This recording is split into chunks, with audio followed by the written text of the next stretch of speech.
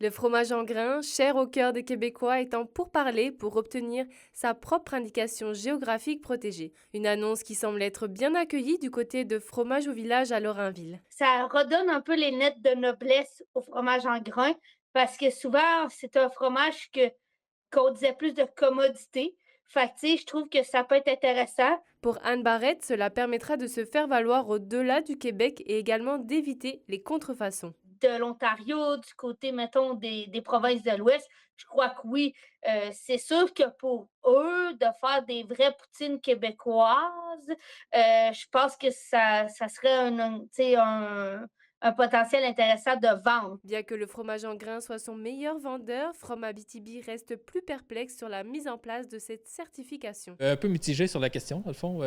Ça fait quand même plus que 15 ans qu'on fait du fromage en grains, dans le fond, c'est quasiment notre spécialité chez nous, dans le fond, les fromages From Abitibi.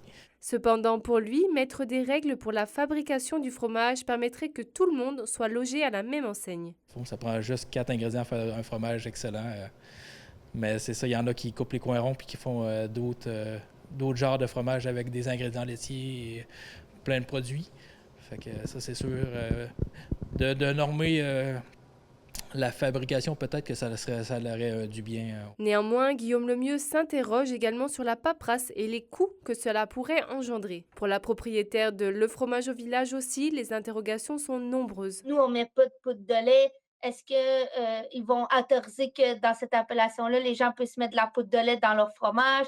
C'est des trucs comme ça qui restent à déterminer. Tu sais, je suis pas sûre, je vais changer ma recette de A à Z pour me conformer à l'appellation, mais si la recette fit dans l'appellation. Quand, comment, combien, les conditions de cette certification restent encore floues et les fromagers de la région attendent des réponses claires sur sa mise en place. Shahine Bakowski, RNC Nouvelles, Macamic.